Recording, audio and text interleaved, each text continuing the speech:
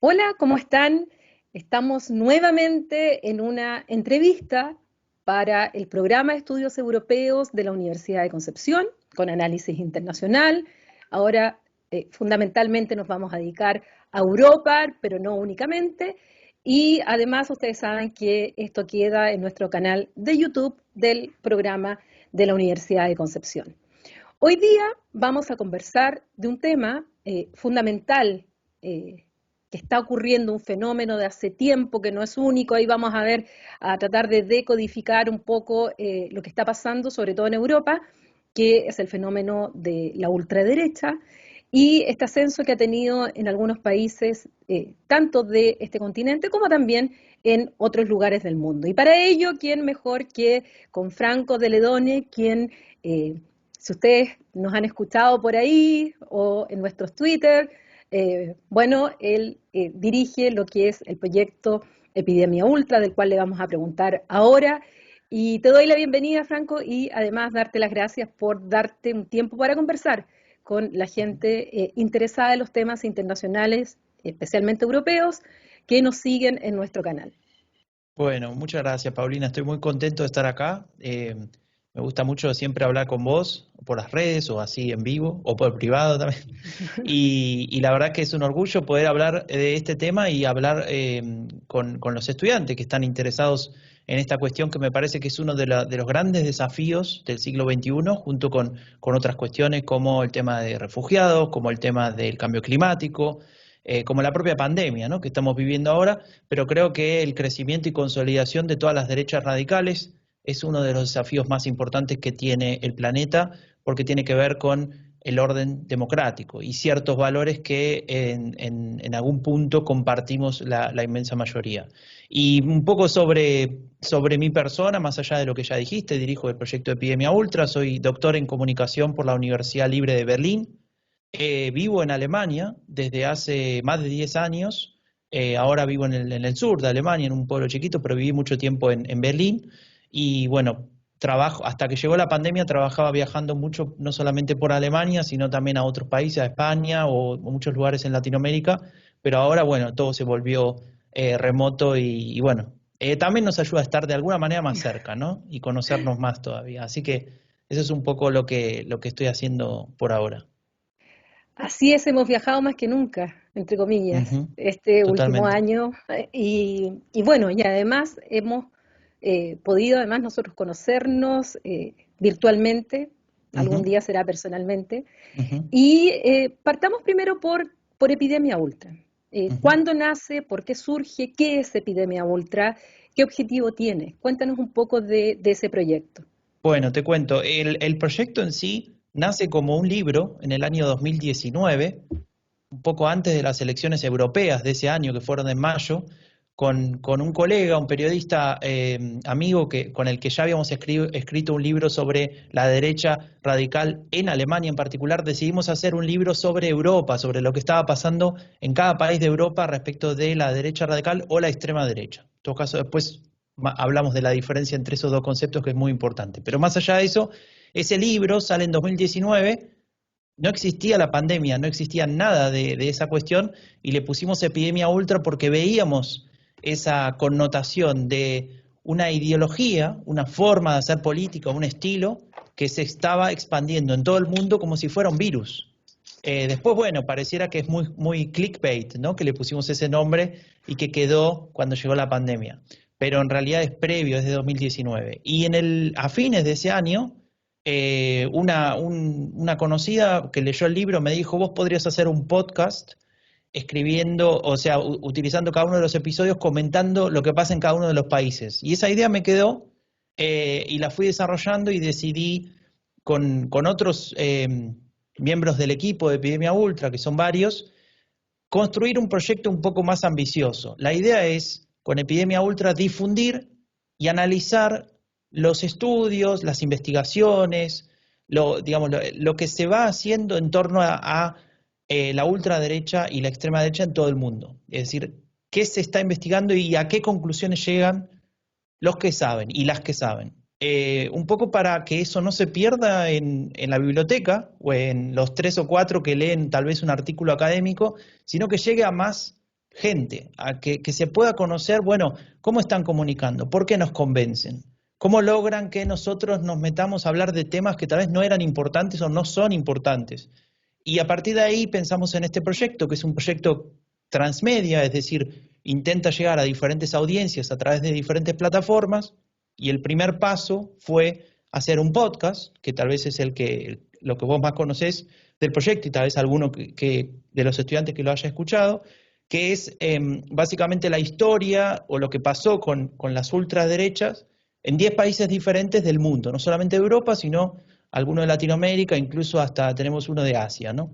Y digamos, nuestro afán o nuestra ambición de llegar a públicos más amplios, lo que hacemos es utilizar una narrativa donde la historia se cuenta más como un reportaje, casi te diría como un cuento en algunos momentos, con ficción, con algo de humor también incluso, pese a que el tema es muy serio, pero para dar un poco de aire a contenidos conceptuales bastante pesados. Y en cada episodio la idea es transmitir un concepto más allá de lo que pasa en el país, que eso es interesante, pero un concepto concreto relacionado a lo que sería la derecha radical y al estudio de las derechas radicales.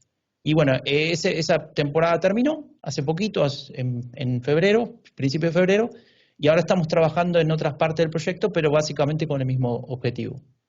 Ahora entremos ya a los contenidos y al análisis, sobre todo de lo que es la ultraderecha en el mundo, no solamente en Europa. Y tú decías, hay que diferenciar, y es importante diferenciar lo que es la derecha de la ultraderecha. ¿Cuáles son los principales factores que hacen que uno pueda distinguir entre una y otra? Porque ocurre que muchas veces para descalificar a la derecha se le califica de ultraderecha. Sí, O, sí. por otro lado, una ultraderecha que pretende no ser catalogada como tal. La típica pregunta es, y lo hemos escuchado, sobre todo aquí, dicen, bueno, ¿qué es ultraderecha? ¿Por qué me dicen que soy ultraderecha si yo soy de derecha? Entonces, ¿cuál es la línea que separa una y otra para poder identificar realmente cuándo estamos ante un discurso de derecha y cuándo estamos ya ante uno de ultraderecha o más radical hacia ese sector? Sí, mira, son básicamente para simplificarlo, después podemos ir complejizando, pero para empezar, son 3 conceptos que hay que tener en la cabeza. Uno es derecha radical, otro es extrema derecha y otro es ultraderecha. Los 2 primeros, en algún punto, son los más importantes. La derecha radical son los partidos políticos que, sin salir del juego democrático, atacan determinados valores que tienen que ver con la democracia liberal y con el propio orden democrático. Por ejemplo, la protección de minorías o la expresión de minorías, determinadas libertades, la igualdad, etc. Eso sería la derecha radical. Están dentro del juego democrático. Son, por ejemplo, partidos políticos o movimientos que no atentan contra el orden establecido. En este caso, insisto, la democracia. Después, el otro elemento que mencionaba, o el otro término, es extrema derecha, que es justamente un movimiento o partido político o grupo de personas que atentan contra, en este caso, la democracia. Es decir, que piensan que el sistema debería ser otro, uno diferente. Por ejemplo, un fascismo. Por ejemplo, cualquier otro tipo de sistema que reemplace a la democracia tal y como la conocemos. Eso es extremismo, eso es extrema derecha. Eso es, por ejemplo, el neonazismo, por ponerte un ejemplo, ¿no? O cualquier otro de estos partidos que puedan llegar a decir, no, la democracia está mal, ¿no? Ellos no creen en la igualdad, creen que la gente es diferente y eso está bien que sea diferente, que unos estén mejor que otros y otros peor, etc. Y después el concepto de ultraderecha es, de alguna manera, en español al menos, se utiliza como traducción del concepto far right, que sería como una forma de aglutinar a los dos que te acabo de describir. O sea, todo lo que no es derecha mainstream o centro derecha y que está hacia ese lado del espectro político. Entonces, es para, digamos, de alguna manera aglutinar a esos sectores que justamente, pese a esa diferenciación teórica que acabo de hacer, es mucho más compleja porque las conexiones entre ellos, entre estos dos sectores, son mucho más potentes de lo que creemos. O sea, así como lo acabo de describir, es súper sencillo. Ahora, ¿dónde empieza y dónde termina una actividad que pueda poner en peligro la democracia? Esta definición obviamente no la inventé yo, la saqué o la uso del profesor Cas Mure, tal vez lo conocen. Él escribió este Sí. libro. Si quieren leer algo muy básico pero muy potente sobre derecha radical, le recomiendo este libro. Seguramente en la biblioteca de la UNI debe estar. No sé si está traducido al español, pero estaba bastante, aparece, digamos, en muchas universidades que yo recuerde. Y en ese libro se reúnen los conceptos fundamentales. Y al principio, el capítulo introductorio, justamente lo que hace es esta diferencia, y desde mi punto de vista me queda muy claro. Y para encontrar, digamos, los elementos que definen a esa derecha radical, es decir, esa derecha que no es la mainstream, que no es la centro derecha, pero que está dentro del juego democrático, hay que encontrar en un partido 3 elementos fundamentales. Uno es que tienen una presencia en su discurso de un cierto autoritarismo, una sociedad en la cual la disciplina es lo más importante, una interpretación de los problemas sociales como problemas de seguridad y no derivados, por ejemplo, de desigualdad económica o de falta de oportunidades. Entonces todo se arregla con ley y orden.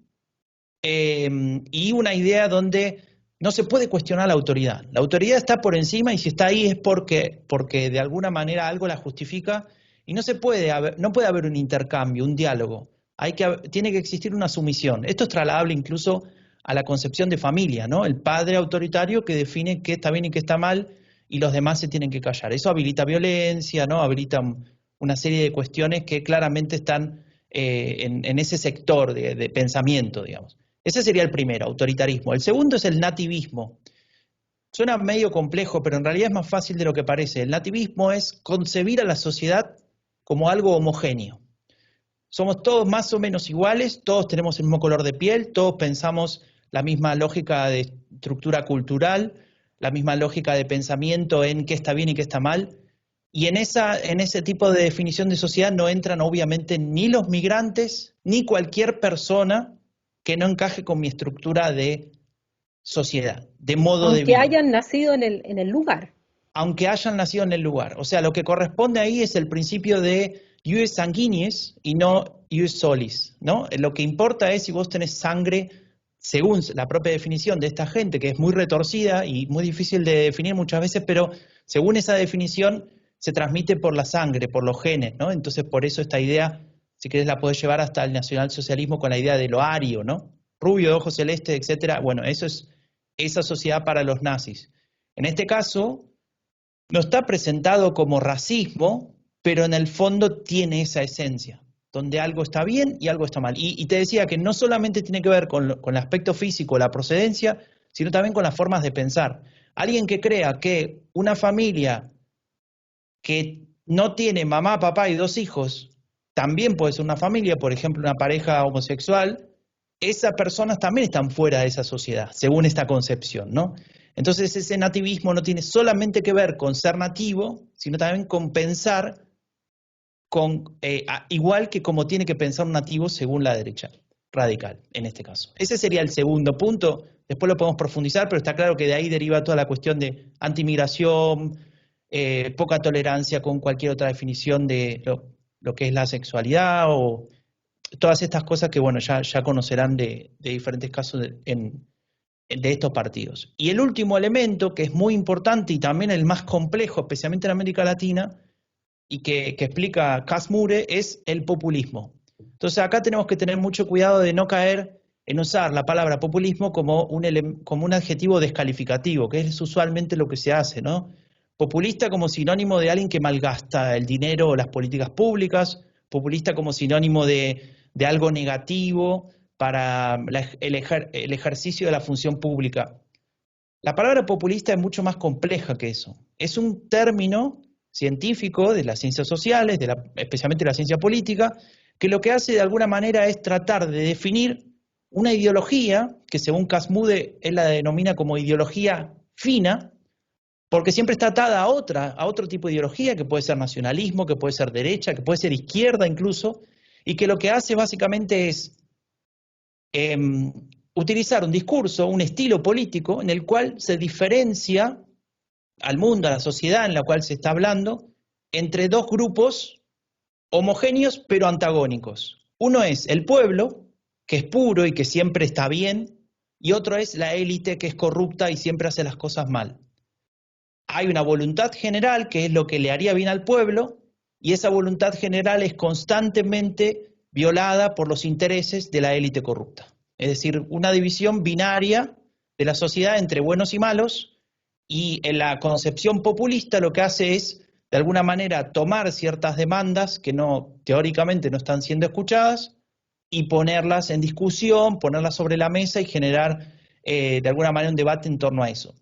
Esto, según la definición de Cas Mudde y también de un compatriota tuyo, Cristóbal Rovira Kaltwasser, es una discusión bastante interesante porque populismo también se lo puede definir como un continuum entre un gobierno absolutamente dictatorial y antidemocrático y una democracia plena, si es que existe algo así, ¿no?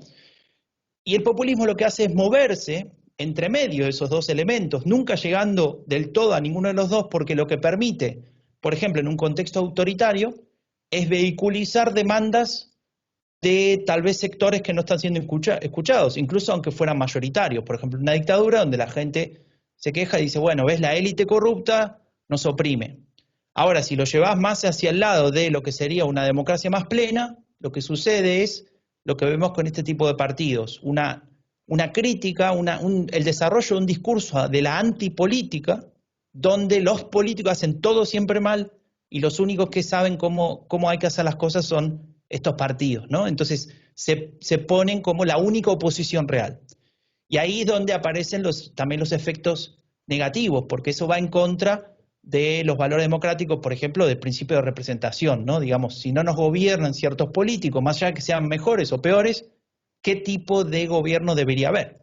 Y ahí es donde empieza la discusión. Entonces, todo esto, ¿por qué te lo digo? Porque es el concepto populista, es decir, populismo, autoritarismo y nativismo. Son los tres elementos que definen una derecha radical y que creo que ayudan mucho a ordenar qué nos está, digamos, dónde está ubicada la oferta política, que después se sorprende cuando le llaman que sos de derecha radical, por ejemplo.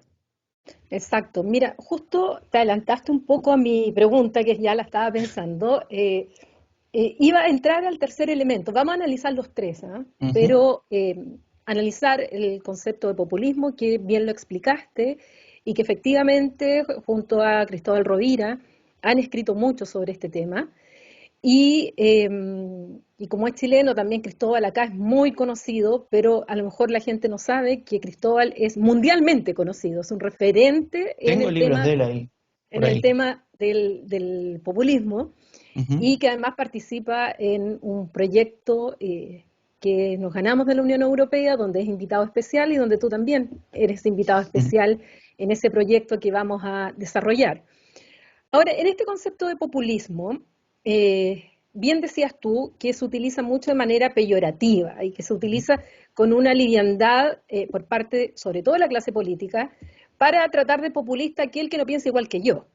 Normalmente, más relacionado con el concepto de demagogia, Exacto, desde el exacto. principio de esta concepción tal vez un poco economicista de los años 60 en América Latina, donde efectivamente hay una serie de irresponsabilidades desde el punto de vista fiscal, de que se prometía más de lo que se podía hacer, donde hay un endeudamiento, donde, bueno, efectivamente hay, en ese concepto, cuando se habla de populismo, generalmente por los economistas, lo relacionan más con la demagogia o la irresponsabilidad, sobre todo fiscal. Pero como tú señalas, desde el punto de vista de la ciencia política es mucho más profundo que eso. O sea, en ese sentido, todo populista es demagogo, pero no todo demagogo es populista, en el Ujú. sentido de Mudde y Rovira. Ahora, lo que te quería preguntar en esta misma concepción de este populismo. Por un lado, existe esta élite corrupta frente a este pueblo virtuoso. Ujú.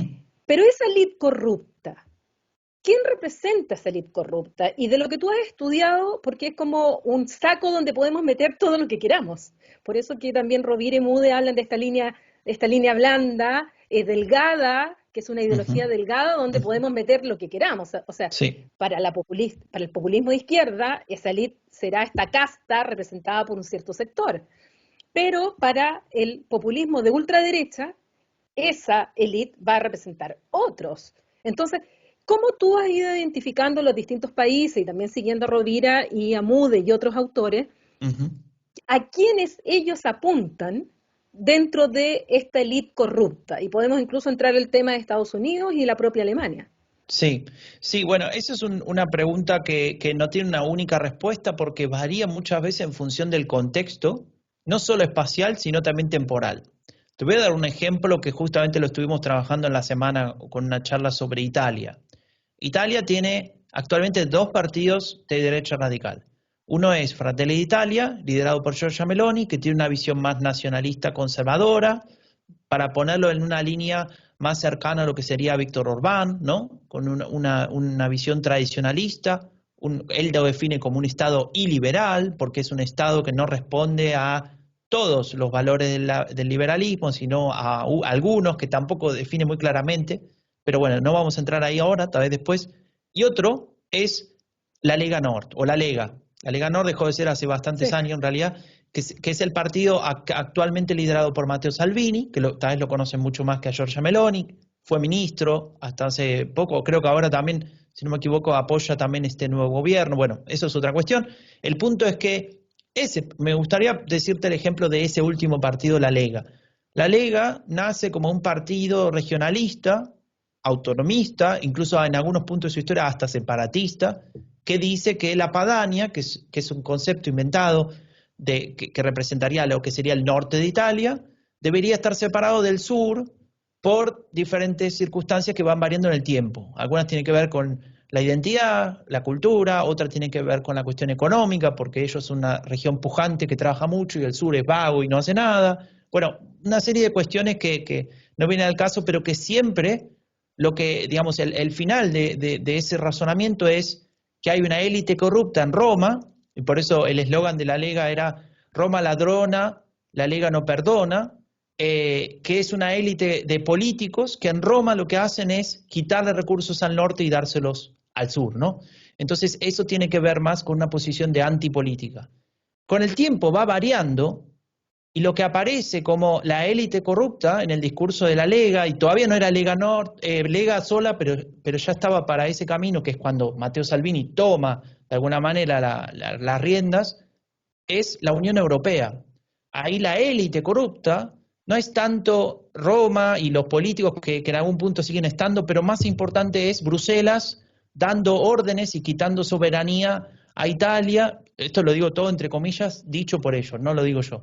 Digamos, A de los alguna manera, eurócratas, en exacto, contra de ¿no? Digamos, los eurócratas. no hay tampoco como una especie de rendición de cuentas, más allá de que haya elecciones cada 5 años. Hay como una lejanía en el imaginario colectivo de qué hacen allá y por qué a mí me beneficia, lo único que me trae son restricciones. Bueno, hay una serie de cuestiones que obviamente son manipuladas por este tipo de discursos y ahí aparece esa otra élite corrupta. Y la tercera fase, y estoy hablando solo de Italia, ¿no? Imagínate la complejidad si vas país por país. Cuando ya la Lega pasa a ser la Lega, él es el ministro del Interior y ya tenemos el tema de los refugiados en efervescencia, con Orbán construyendo un muro, con Merkel, bueno, todo este lío que se acordarán de 2015-2016, él ya ubica a esa élite corrupta dentro de lo que sería la teoría más potente que desarrolló Víctor Orbán y que después se expandió en muchos lugares y la he escuchado en el caso de Chile, pero no solo ahí, sino también en Brasil, en España, etcétera, que hay una especie de conspiración de un izquierdismo progresista internacional que trabaja en contra de la gente, básicamente, y que están todos de acuerdo para generar una especie, en Alemania se conoce con el término de Umvolkung, que significa reemplazo poblacional, que básicamente lo que quieren es importar migrantes para que esos migrantes después voten a la izquierda, porque, no sé, tampoco tengo ganas de repetir toda la teoría y creo que no es el caso, pero lo que te quería decir al fin y al cabo es que de un discurso de antipolítica, de políticos locales que tal vez se favorecen a sí mismos, pasa a un discurso antieuropeo, ¿no? De una organización alejada del Estado, quitándole teóricamente derechos, a una teoría más todavía abstracta de una especie de izquierdismo progresista perjudicando los intereses nacionales y de la población. Entonces, es bastante variable. Esto, si lo llevas al caso de India, te dije que hicimos un episodio sobre India y hay bastante escrito, va creciendo lo que se ha escrito, especialmente en inglés sobre India, pero de a poquito aparece algo en español y por eso me interesaba mucho hacer el caso. El enemigo, digamos, en este caso es el Islam, pero no el Islam como lo concebimos o como lo tenemos en el mundo occidental, relacionado a discusiones sobre no solamente la cultura, sino cuando sucede algún tipo de atentado a partir del 2001, ¿no? Que aparece esa relación, esos campos semánticos unidos, sino que allá tiene que ver con una competencia entre la definición de lo que es ser indio o no, como una competencia entre religiones. Según Narendra Modi, que es el actual primer ministro de India, desde 2015, si no me acuerdo, 14, él dice que la India real es la India hindú, con la religión hindú, y todo lo que está fuera de eso no es indio. El tema es que hay 130 millones de musulmanes que nacieron en India, que son hijos de hijos de hijos de hijos de hijos de indios, y que ahora les están diciendo que no pertenecen ahí.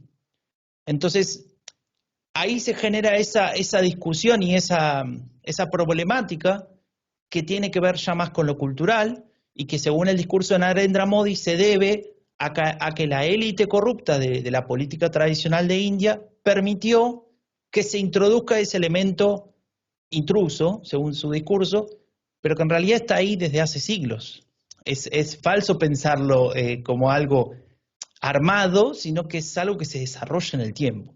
Entonces, bueno, todo esto para decirte que esa élite corrupta, ese polo del discurso populista, es muy variable en función del país y del lugar donde estás, del contexto, no solamente espacial, sino también temporal, porque como te dije en el caso de la Liga, depende también de lo que demanda la agenda y de lo que vende la agenda. En ese caso a Matteo Salvini le beneficia un montón, como en el caso alemán, con la cuestión de los refugiados, o como en el caso español también, que pasó de Cataluña a refugiados, de refugiados a la izquierda en el gobierno, ¿no? Siempre aparece esa capacidad de estos partidos de derecha radical de explotar ese significante vacío, ¿no? Como dice Laclau, de el elemento de la élite corrupta a la cual yo le puedo atribuir lo que quiera, en tanto y en cuanto sea más o menos coherente. Eso también es cierto. Tiene que tener una lógica. Puede ser falso, pero dentro de la propia argumentación tiene que ser lógico. Ahora, si llevamos esto mismo a Estados Unidos y sobre todo a la presidencia de Trump, a lo que significó también su discurso, pero más allá de su discurso también sus acciones, y porque en el fondo el populismo ha sido estudiado como digamos desde tres perspectivas, como una ideología, como un discurso o como una estrategia. Para Rovira y Casmode es una ideología. Pero vamos ahora al caso de los Estados Unidos y al presidente Trump. ¿Estamos realmente frente a un populista de extrema derecha? ¿O hay una evolución del que partió más como un elemento, además que siempre se presentan como outsider, como que ellos no son los políticos, o sea, es contra los partidos tradicionales y normalmente, no es el caso de Trump, pero es el caso de muchos otros, han sido parte de la política eterna en sus países, pero ellos igual se presentan como que vienen de fuera. Pero el caso de Trump, que aparece, gana las elecciones, luego de un gobierno de 8 años de Obama, y en el cual, para la sorpresa de muchos, bueno, logra definitivamente derrotar a Hillary Clinton y comienzan estos 4 años en el cual él pierde la reelección frente a Biden y termina coronando lamentablemente un periodo de 4 años con este asalto al Capitolio justamente por movimientos que tienen ciertas características bien particulares. Entonces, ¿cómo tú podrías definir este fenómeno de Trump? ¿Es populista o no? ¿Es ultraderecha o no? ¿O es trumpismo con características incluso particulares que no se presentan en otros países? Bueno, yo creo que es un poco de las tres cosas que acabas de decir.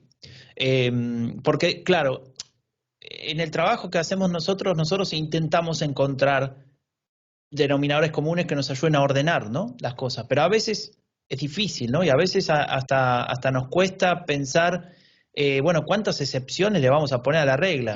Y ahí deja de ser regla. Entonces, entiendo que hay que hacer el esfuerzo para al menos tratar de estructurar el conocimiento. Y ahí estoy, digamos, con vos en intentar resolver esa pregunta. Desde mi punto de vista, desde el inicio, desde la campaña electoral, incluso cuando todavía no era candidato, cuando era precandidato, él tenía un enfoque populista. Me parece que porque él tiene también una experiencia, mucho tiempo en la televisión, haciendo reality shows, etcétera, y también hablando de alguna manera en un lenguaje más simple, le era mucho más fácil establecer esas diferencias. Tampoco es la persona más educada del mundo, digo, capaz de elaborar una retórica en la cual te enamore porque, bueno, sabe formular, ¿no?, determinadas cuestiones de esa manera. Entonces, claro, me parece que su propio estilo, su propia forma de ser, previo a la política ya lo llevaba para simplificar el debate hacia una retórica más populista. Incluso en ese sentido te diría que pese a ser alguien de clase alta, millonario toda su vida, porque es hijo de millonarios, etcétera, no es un self-made, ¿no?, como le gusta decir allá, para nada. Está claro que eso, digamos, le cayó. Bueno, tuvo la suerte de nacer en esa familia y fue así, o la mala suerte, no lo sé. Pero está claro que él, pese a venir de esa élite y tener esa, digamos, de esa clase social, él tiene una capacidad para hablar un lenguaje que tal vez interpela mucho más a otro tipo de clase social, tal vez clase baja, ¿no? Tal vez clase que en ese momento en Estados Unidos se sentía, como dicen muchos, perdedores de la globalización, perdedores del nuevo orden, digamos, en el cual se repartían o se redistribuía el ingreso, ¿no? O incluso te diría los beneficios simbólicos, ¿no?, de no sentirse reconocido. Eso pasa mucho, perdón que haga un salto, pero en el caso de Alemania Oriental. Los alemanes orientales, que después de la reunificación o antes le habían prometido que iban a ser iguales a los alemanes occidentales, y que no pasó después de 5, 10, 20 años, ellos se sienten poco reconocidos, se sienten que los tratan como inferiores. Incluso hay muchas encuestas que dicen que 2 de cada 3 alemanes del este se sienten alemanes de segunda clase en relación a los del oeste. Pero bueno, eso es otra cuestión. A lo que voy es que esa sensación de sentirse no reconocidos también existía en muchos sectores de Estados Unidos, especialmente en este sector, que todo el mundo ya hablamos 1000 veces de eso, ¿no?, el hombre blanco, clase baja, bueno, se siente interpelado por Trump, y creo que ahí entra una definición de populismo que me parece súper interesante, que también está en un libro editado este libro de Rovira.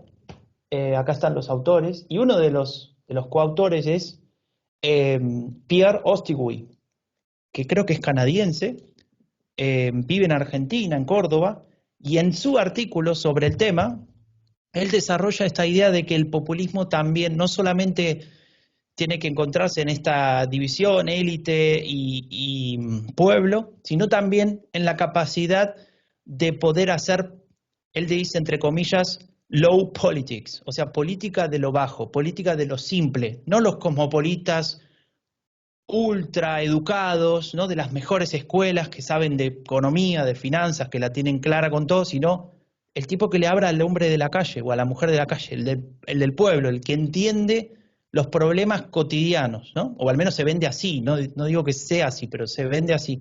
Y creo que Trump encaja bastante bien en esas definiciones que da Ostigui, que también se los recomiendo leer si lo puede. Seguramente ese sí estará en Chile porque lo editó Rovira. Y creo que ahí encaja bastante bien Trump, y lo que sucede después es algo que sí hemos visto con otras derechas radicales, especialmente las que llegan al gobierno o al menos a posiciones muy, digamos, de mucho, no hegemonía política, pero sí hegemonía en el sentido de control de la agenda, de hacer que el resto de los partidos estén hablando de lo que ellos quieren, o esa derecha radical quiere, en los términos en los que le conviene a esa derecha radical. Lo hemos visto con la cuestión refugiados en casi todos los países, especialmente en Alemania. Pero en el caso de Estados Unidos, lo que sucede es que esta derecha radical que representa Trump, con un discurso bastante provocador, con una utilización de la provocación estratégica constantemente, con provocación estratégica me refiero a la capacidad de romper lo políticamente correcto, siempre, para generar discusión, pero también para expresar esta idea de que quiero decir lo que no se puede decir, y que mucha gente se siente identificado con eso, porque se siente de alguna manera, no siempre con las mismas las mismas causas, se siente no reconocido, se siente no escuchado. Lo que se produce en ese discurso de derecha radical, en este trumpismo, es que se legitiman posiciones más extremas. Y acá justamente es importante esta definición que hacíamos al principio. No es que la derecha radical puede ir y prender fuego el Capitolio como hicieron, ¿no? O invadirlo, etc. No creo que sea ese el resultado final, pero lo que hace ese discurso es habilitar a sectores más extremos, mucho más minoritarios, a que se sientan mucho más grandes de lo que son, a que sientan que son la mayoría silenciosa, esta famosa frase de Trump, ¿no? Nosotros somos la mayoría silenciosa y en realidad, como dice Cass Moode, son la minoría ruidosa, ¿no? La que se metió al Capitolio disfrazado de no sé qué era el tipo de los cuernos ese, que nos quedó la imagen para toda la vida. ¿Cuántos son de los 200 millones de habitantes de Estados Unidos? Nada son. Pero representaron una estructura discursiva, o al menos terminan por vehiculizar una estructura discursiva que no tenía ningún límite, que es lo que hace la derecha radical, que es lo que hace rompiendo constantemente consensos de convivencia, consensos de valores que teóricamente teníamos aceptados como compartidos por todos, ¿no? Para vivir mejor en sociedad. Al romper eso, lo que sucede es que se legitiman posiciones más extremas y pasa lo del Capitolio o pasa, por ejemplo, lo de Hanau, que es una ciudad muy cerca de Frankfurt, donde un loco fomentado por estas ideas de la derecha radical, de decir que nos están invadiendo, los extranjeros, no sé, tenía un arma y fue a un bar y mató a 10 personas en un ataque de locura, que claro, la relación directa es muy difícil de probar, no se puede ir a un juzgado y decir es culpa de estos políticos que decían eso. Pero está claro que, esto está estudiado no por mí, sino por sociólogos alemanes, que hay estudios que evidencian correlación en ese sentido, de que las posiciones más extremas se ven legitimadas y de alguna manera se ven justificadas a la hora de ejercer determinados actos que con un debate público en otros términos, donde la derecha radical no encajaría, no estarían en esa posición. Sería inferior, digamos, su capacidad y su valor para salir y hacer lo que a veces estamos viendo que hacen, ¿no? Ahora, de nuevo tomando a Cass Moode y a Rovira, cuando se habla del pueblo, de este pueblo virtuoso, que es infalible, que tiene la razón, justamente estos partidos o movimientos que son populistas, tanto derecha como de izquierda, la representación no les acomoda. O sea, para ellos justamente es el Parlamento o los congresos donde está la representación de las fuerzas políticas, justamente donde hay que atacarlas. Y eso se vio muy claro en el caso del Reino Unido, se ha visto muy claro también en Estados Unidos, en atacar al Congreso como institución, porque ellos privilegian normalmente como forma de conectar y hacerse los representantes de esta voluntad general que señalabas tú de este pueblo virtuoso, que algunos le llamarán la calle, otros le llamarán de otra forma, las herramientas de democracia directa. Por eso que les gusta mucho el referéndum, por eso que les gusta mucho la conexión directa, y en algunos casos existen, sobre todo en América Latina los conocemos, que son los llamados caudillos. Sí. Es decir, esta figura carismática que tiene justamente este don de la palabra, que no es el caso de Trump, tal como tú lo decías, en el sentido de una oratoria fina, pero que finalmente su discurso llegaba a incluso sectores que votaban por el Partido Demócrata. Lo mismo que ocurrió en el Brexit, que muchos que votaban o han votado por partidos tradicionales finalmente terminan ahora votando por el partido del Brexit, de Nigel Farage, o que votaban por el Partido Comunista, votaban por el Partido Socialista en Francia, y hoy día están votando por el partido de Marine Le Pen. Y lo mismo ha pasado en otras partes de Europa, que uno puede ver que tradicionalmente votaban a la izquierda y hoy día se pasan sin problema a votar por la extrema derecha en este sentido. Entonces, nos encontramos con este factor que, según Revira y Casmude, no siempre existe este líder carismático, para otros autores sí, siempre existe este líder carismático.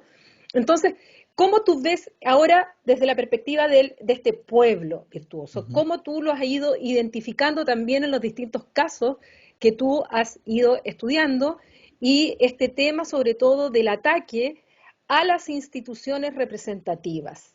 Y ahí tenemos esta idea de la democracia iliberal de Orbán, que lo dice tal cual, con la restricción de libertades, con entrar a intervenir el Poder Judicial, por ejemplo, Sí. y eso le ha llevado problema tanto a Polonia como a Hungría con la Unión Europea, y que finalmente están creando esto que va creciendo y que se ha transformado en votos, que se ha Claro. transformado en las urnas, en apoyo popular, y que finalmente ha ido haciendo que esta línea, este cordón sanitario, como se le habla en Europa, se ha ido corriendo cada vez más. Y así vemos que si comparamos los resultados de Marine Le Pen en la última presidencial y los resultados de su padre cuando pasó a en la segunda vuelta, claramente ella ha ido ganando más votos. Es decir, la línea se ha ido corriendo y el cordón sanitario se ha ido corriendo. ¿Cómo lo ves tú de todo el estudio de los casos que has analizado sobre este otro elemento, el pueblo virtuoso? Sí, sí. A ver, solamente porque me quedé con ese dato. Jean-Marie Le Pen, el padre, saca 10% o 11% en esa segunda vuelta famosa que Chirac sacó el 80 y pico, y Marine Le Pen saca arriba del 30% en la última segunda vuelta con Macron, ¿no? Y ahora se preguntan todos qué va a pasar. Seguramente va a sacar un número parecido, pero más allá de eso son tres veces más que en relación a su padre. Y con el caso alemán, creo que es el único que no mencionaste, solamente para añadir los datos que estabas, a los datos que estabas mencionando. El caso alemán también es clarísimo. Alternative für Deutschland es un partido que nace en 2013 como un partido euroscéptico, todavía no tenía cualidad de partido de derecha radical, al menos en la definición que yo te daba, pero se empezaban a ver algunas cositas cuando se empieza a radicalizar ciertos sectores dentro de ese partido, especialmente en el este del país. No es casual, recordar lo que te decía hace un rato de este tema de la sensación de injusticia para muchos sectores después de la reunificación. El partido empieza a tomar cada vez más forma de derecha radical, con una serie de dirigentes que empiezan a subir y a utilizar este discurso cuando llegan los refugiados más, y de haber sacado 2 millones de votos en el año 2013, pasa a sacar 6 millones de votos en el año 2017, que es la última elección, hace 4 años. Y cuando mirás el trasvase, que acá en Alemania es muy interesante porque se calcula siempre, y uno puede ver ahí un poco el movimiento, cuando uno mira la estructura del electorado de Alternative für Deutschland, uno ve que, bueno, se podría decir que prácticamente los 2 millones de votos de aquel 2013 se sostienen, ¿no? Con algunos cambios, pero más o menos se podría decir que se trasladan.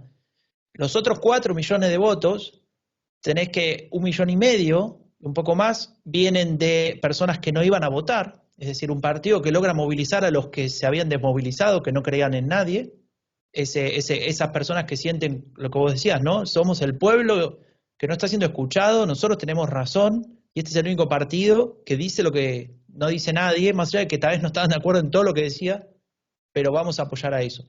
Pero además de este abstencionismo que se vuelve a movilizar, aparece 1 millón de votos aproximadamente que vienen de lo que sería el partido de la centroderecha, mainstream, pro-europeo, a votar un partido euroescéptico, con una ideología en algunos puntos muy alejada de lo que serían los valores cristianos, es decir, no solidaridad, alejado de muchas instituciones, te diría hasta de la propia iglesia. En Alemania está dividida católica y protestante, pero el concepto de cristianismo se podría englobar en ciertos 2 o 3 valores que este partido no respeta, y aún así 1 millón de votos van hacia allá.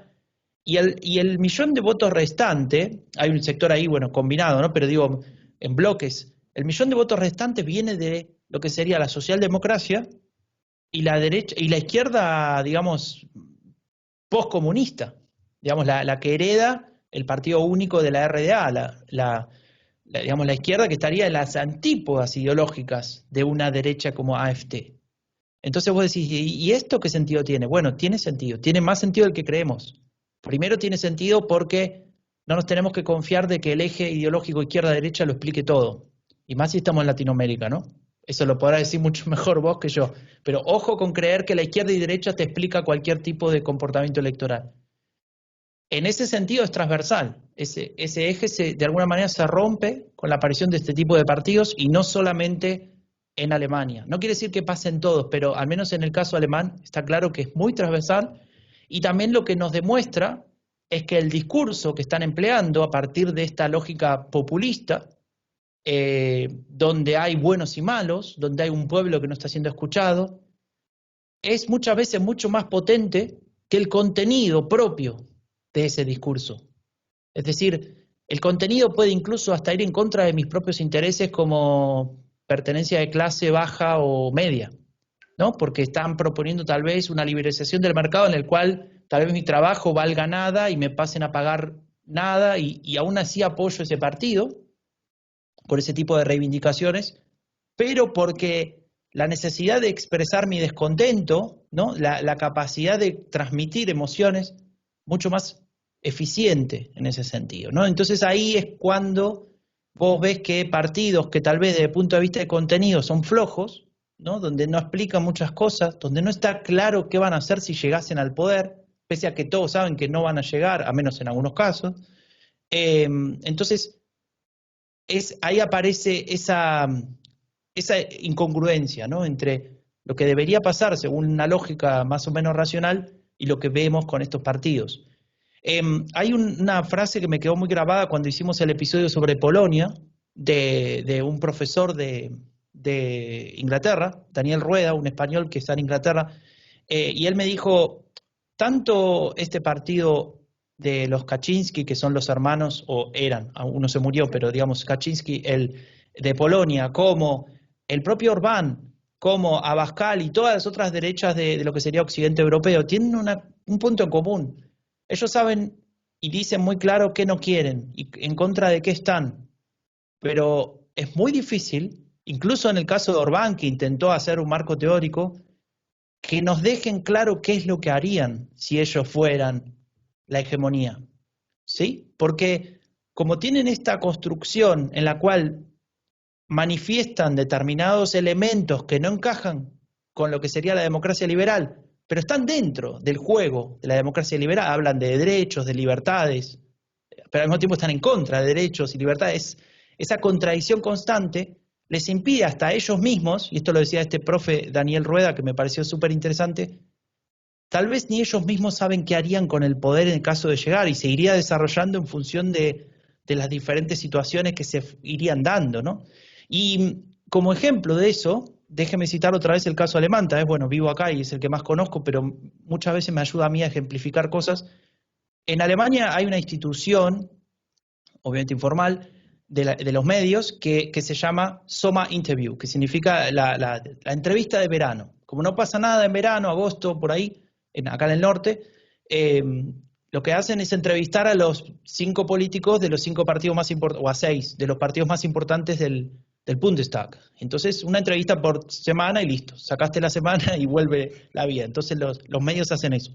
En esa Sommerinterview siempre se entrevista normalmente al jefe o la jefa del partido X. Está Merkel, bueno, de la socialdemocracia, etc.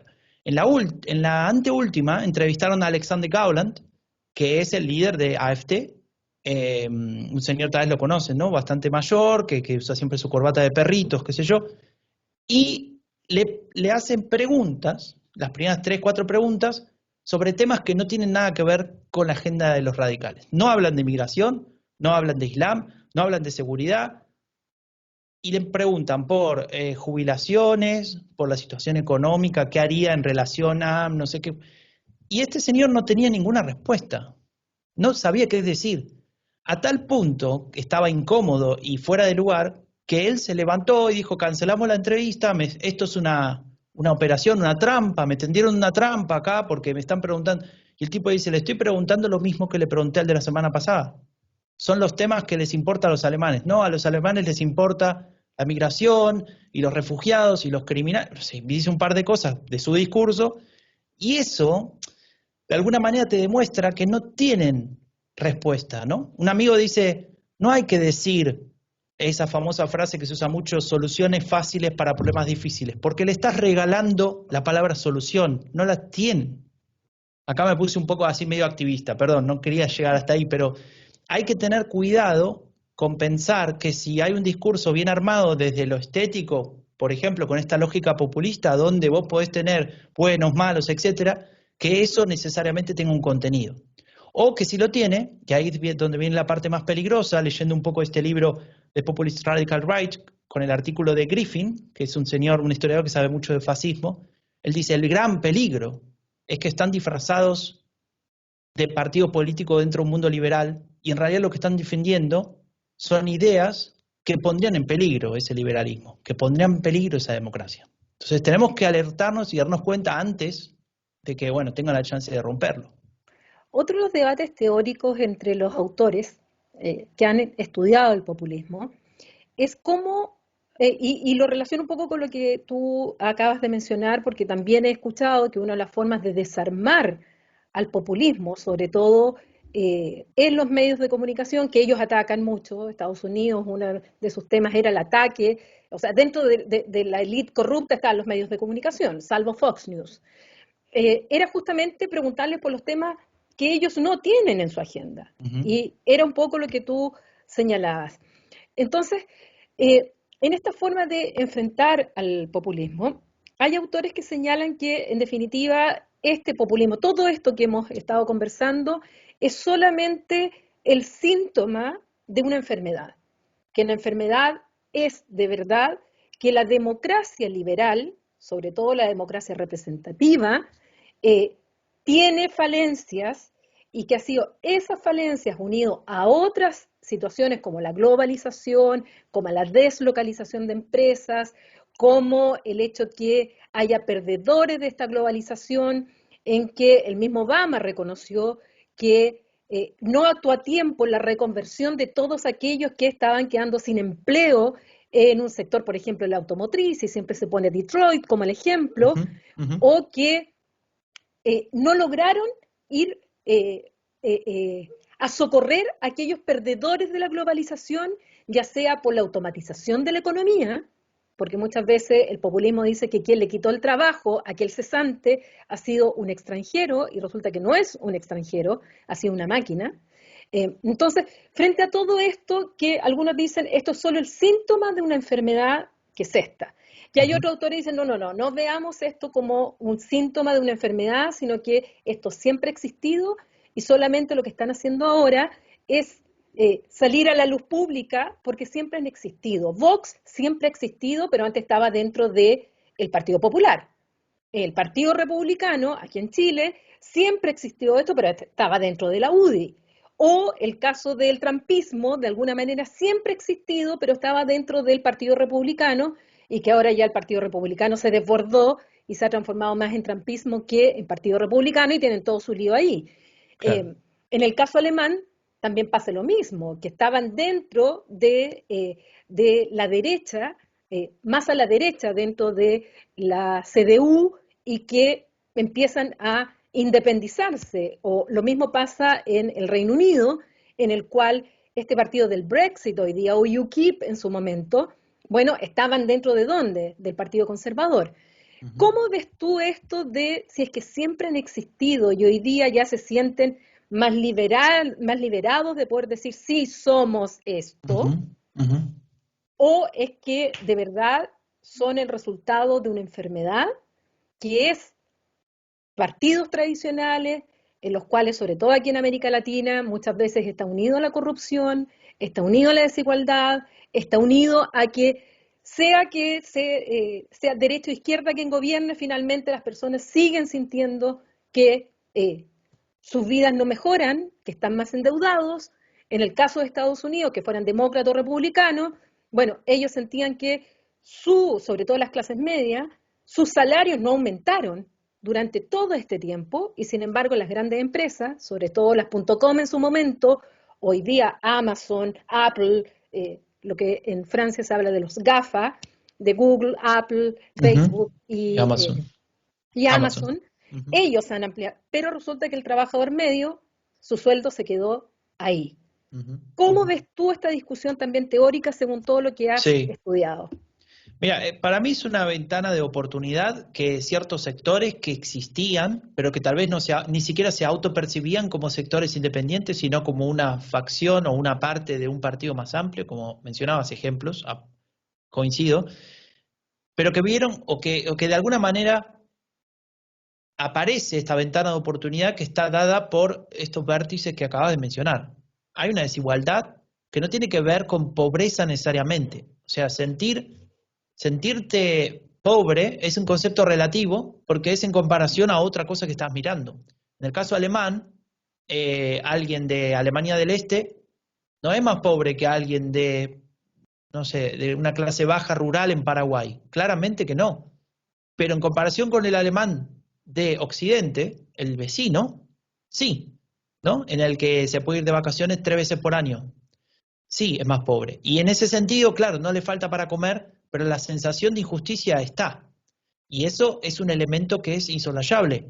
Aparece entonces esa sensación de desigualdad, pero también aparece otro elemento que tiene que ver con lo que mencionabas, que tiene que ver con las expectativas incumplidas, con esta idea de, bueno, se terminó este mundo bipolar, se terminó el comunismo, ahora somos todos felices, no, solo nos falta ser feliz porque es una cuestión lógica que se va a dar, el capitalismo va a funcionar de esa manera, y Habíamos tal llegado al vez, fin de la historia. claro, claro, tal cual, Fukuyama, ¿no? Iba a decir Fukushima, pero esa es la central nuclear.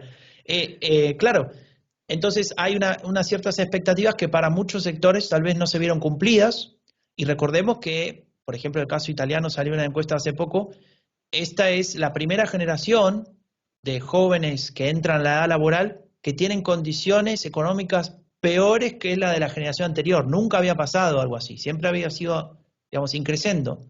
Entonces, eso genera una ventana de oportunidad para que este tipo de discursos puedan activarse. Lo que a mí me parece es que sí es cierto que al ser el resultado de un proceso, hay cosas que antes no estaban. No se puede decir que esto siempre existía y ahora simplemente florece, me parece a mí, ¿no? O sea, terminar ahí, yo diría que sí existían ciertos sectores, pero que ni siquiera tal vez se autopercibían como sectores independientes que podían generar algo y que ven esa oportunidad y que se encuentran con un contexto favorable para eso. Y no solamente por las dos cuestiones que te acabo de decir, que tal vez tienen que ver con vectores socioeconómicos o incluso hasta te diría psicológicos en algún punto, sino también con una cuestión tal vez de contexto en el cual la estructura o la infraestructura dispuesta para transmitir este tipo de discursos es mucho más accesible que hace, te diría, 10 años, un poquito más, que son las redes sociales, que es Internet democratizando la capacidad de acceder a grandes audiencias. La existencia de partidos como AfD, ¿no? Por nombrar el ejemplo alemán de vuelta, no es nueva. Hay partidos iguales a AfD en los 90 y en los 80. En los 80 con DVU, y con Republicana, y en los 90 con DVU, y tenían el mismo discurso que AfD. Pero ¿cuál es la diferencia? Que necesitaban de los medios tradicionales. El famoso cordón sanitario que mencionabas hace un rato no tiene solo que ver con que en el mundo político no cooperan con un partido, lo dejan fuera, ¿no? Sino que tiene que ver también con que los medios tradicionales lo dejan fuera. Es decir, el chiste del cordón sanitario no es que en el Parlamento no se hablen, sino que en el espacio público no se hable de lo que disponen estos partidos.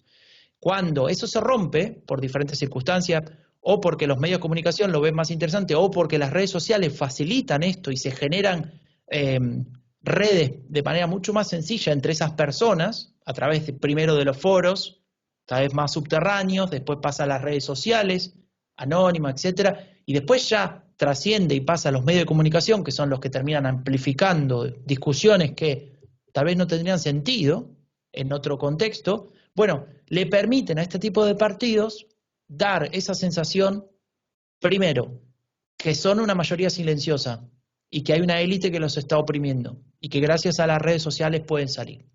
Segundo, una retroalimentación de una suerte de de generación de pensamiento colectivo en el cual hay mucha gente de acuerdo. No sabes cuánta, pero como te están contestando los tweets y te están dando likes y retweets y qué sé yo, pareciera que tenés razón.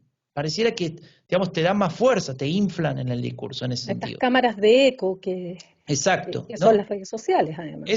Exacto, es un mecanismo endógeno de comunicación en ese sentido. Y a partir de ahí, estos partidos pueden hacer el pie que tal vez no hubiesen hecho nunca si la lógica de partidos, de comunicación tradicional hubiese sido la que era hace 20 años, donde necesitaba sí o sí de una mano tal vez en un medio de comunicación más tradicional. Es cierto que hay otras formas de saltar, ¿no? Por ejemplo, el caso de Brasil, que es un caso que tocamos en Epidemia Ultra, que hasta ahora creo que no lo mencionamos, me parece muy importante, tiene que ver con medios, digamos, semi-tradicionales, si querés, que es la alianza que se da entre Bolsonaro y los evangélicos, que tienen un sistema de comunicación aceitado y muy potente, con una audiencia muy concreta, segmentada, pero amplia, no es menor, a través de la cual el caso de Bolsonaro, cuando es apuñalado y va al hospital para curarse, él se salva, entre comillas, de dar cualquier tipo de discurso, respuesta y discusión política en el término más tradicional de políticas públicas, de qué voy a hacer con qué, cómo voy a arreglar la delincuencia, etcétera, donde tal vez se hubiese deschavado muchas de sus, o sea, deschavado es muy argentino, perdón, se hubiese dado a conocer muchos de los lineamientos que él tenía o que él quería llevar adelante y no se hicieron porque él estaba durante semanas en el hospital y la percepción pública era de un hombre convaleciente que rezaba todo el día. Esto me lo contaba Daniela Campelo, que es la entrevistada, y Ariel Goldstein, que son los dos entrevistados de ese episodio, que conocen el caso de Brasil a fondo, y no tenía que tener una discusión, un debate público con nadie. Era simplemente la transmisión, casi como un reality show, ¿no? El pobre candidato que tiene que luchar para sobrevivir, y eso todo a través de la cadena de comunicación de Record TV, que es el canal de comunicación, el canal de televisión de los evangélicos. Entonces, a partir de ahí, él encuentra esta forma de transmitir todos estos mensajes sin necesidad de meterse en la discusión política más tradicional. Ahí aparece tal vez otro elemento, perdón que vuelva, ¿no? Pero también lo decíamos antes un poco del populismo, de evitar debates que tengan que ver con algo más profundo que una discusión entre lo que está bien y lo que está mal, ¿no? En términos de valores, muy amplio, muy general. Pero volviendo, y para cerrar un poco a tu pregunta sobre, digamos, qué es lo que termina de alguna manera dejándonos el escenario que tenemos actual, para mí es cierto que había muchos de estos elementos latentes en los partidos políticos ya existentes, ¿no? Ya sean el republicano o el caso de Abascal. El propio Abascal era diputado del Partido Popular, ¿no? No diputado, era funcionario del Partido Popular. De hecho, él tiene un caso de corrupción muy raro de haber recibido un montón de dinero del Estado, de la Comunidad de Madrid, para una fundación de no sé qué, donde el único contratado era él y no hizo ningún proyecto en 2 años. Pero bueno, eso es otra cuestión. Ahora, esa pertenencia a diferentes partidos que ya existían y que se van desprendiendo, no quita que exista una ventana de oportunidad que a estos sectores le dio la chance de poder ofrecer este discurso y que esa constelación de elementos de una sociedad o ciertos sectores, no podemos generalizar, de ciertos sectores de algunas sociedades, especialmente en Occidente, que se sienten desilusionados por una promesa no cumplida y por una creciente desigualdad, que en esos discursos ven algún tipo de posibilidad de expresar ese descontento, esa indignación, te diría, con el sistema de partidos tradicionales. Y ahí donde vemos también que es cierto, aunque no hay que caer, insisto, en el discurso facilista de la derecha radical, pero es cierto que partidos tradicionales, si querés de centro, por volver al eje izquierda-derecha, los más potentes, los que antes se llamaban partidos no de masa, sino mayoritarios, tienen una crisis. Tiene una crisis por una cuestión de personal, de no renovación, de incapacidad para adaptarse a la situación actual, y en ese sentido es grave, porque las instituciones de los partidos políticos son muy importantes. Hace un rato lo mencionaba y no sé, se me pasó de largo el tema de la participación directa, ¿no? Esto de ir a votar un referéndum y decir, quiero esta constitución o no, y no tengo ni idea tal vez de qué significa algunas cosas, ¿no? Pero quiero participar o quiero, no sé, decidir si se pueden construir mezquitas o no, que es una discusión que hubo en Suiza o en Cataluña hace un par de años.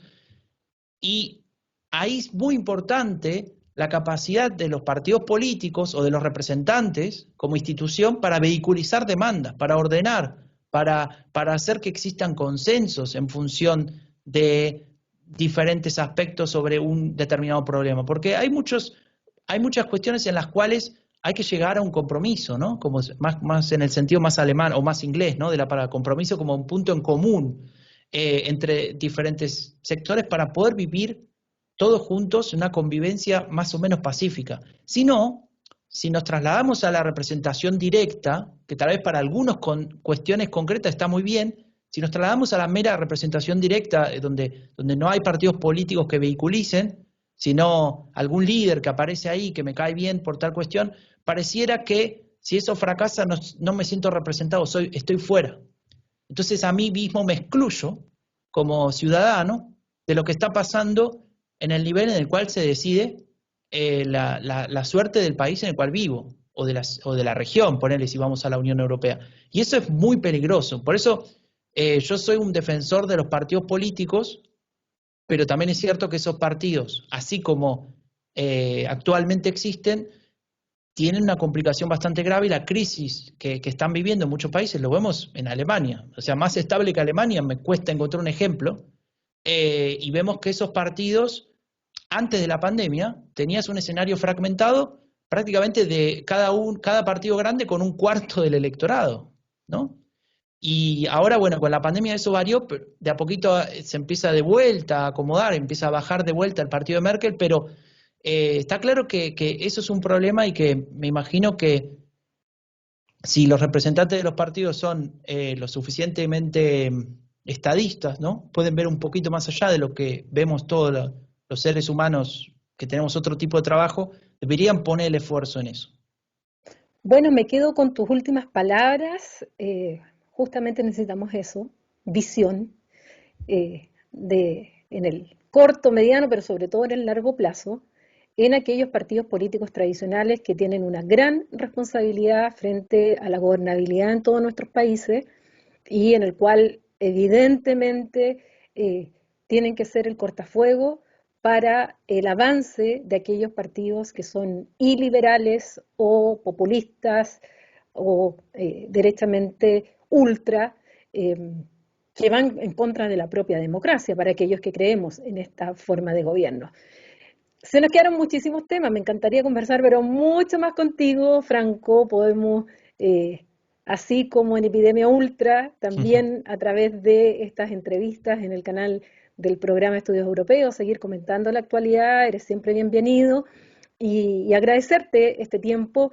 Y te pediría un último mensaje para aquellos estudiantes de distintas carreras, que en realidad son quienes nos escuchan en estos programas, o gente interesada en temas internacionales que no tienen nada que ver con la academia, que solo quieren saber qué pasa más allá de las fronteras, más allá de la cordillera de los Andes, o del Océano Pacífico, que es donde estamos aquí en Chile, y quieren saber de lo que pasa en el mundo. ¿Qué mensajes tú le mandas a esas personas? Si les interesa este tema, no dejen nunca de leer, de informarse, de tratar de escuchar o de leer a los que escriben sobre eso, pero después de leer, no dejen de cuestionar eso. Cuestionar en el sentido positivo, lo digo. No de cuestionar en el sentido de descartarlo o criticarlo negativamente, sino de pensar cómo se está definiendo este concepto. ¿Por qué se explica de tal manera? ¿Por qué se tienen en cuenta determinadas aristas y otras no? Eso ayuda tal vez a ustedes a generarle más preguntas y a querer investigar o a conocer otros aspectos que no se conocen. Otros aspectos en los cuales tal vez no se investigó, no se trabajó, no se profundizó por X circunstancias. Muchas veces esas decisiones parecen muy mentadas, lo dirá Paulina, que es cientista también social, pero a veces esas decisiones son fortuitas, a veces tienen que ver con el interés propio, a veces tienen que ver con una cuestión coyuntural, que importa esto y no lo otro, y eso puede variar.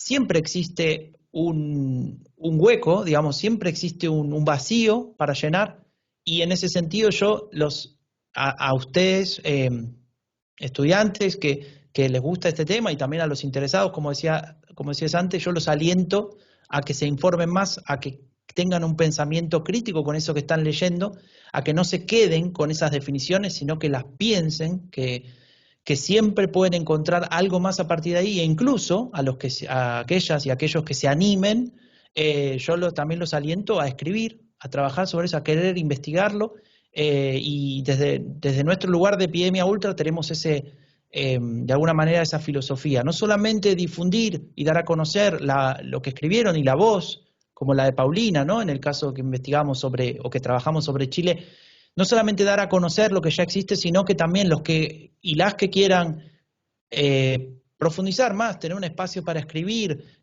preguntar dónde puedo leer tal cosa o qué puedo leer sobre tal o cual tema, que también nos escriban en Epidemia Ultra, porque nos interesa mucho fomentar a la gente que en español quiere escribir sobre este tema, porque hay muy poco en ese idioma. Y estaría bárbaro que todos aprendan inglés y puedan leer todo lo que ya existe, pero también entiendo que a veces hay limitaciones por cuestiones, las que sean, de infraestructura, o sea, y me parece que es importante generar mucha más masa crítica en español para que este fenómeno de las derechas radicales no termine siendo mayoritario, como, bueno, estábamos explicando hoy, que es justamente una tendencia que nos preocupa. Así que los aliento a eso y les mando un abrazo, y bueno, gracias a todos los que vieron este video hasta el final. Bueno, gracias a ti, Franco, te deseo mucho éxito en esta nueva temporada de Epidemia Ultra y a ustedes, bueno, me despido con esta nueva entrevista. Ya estaremos tocando otros temas internacionales en nuestras cápsulas del programa de estudios europeos, así es que hasta la próxima.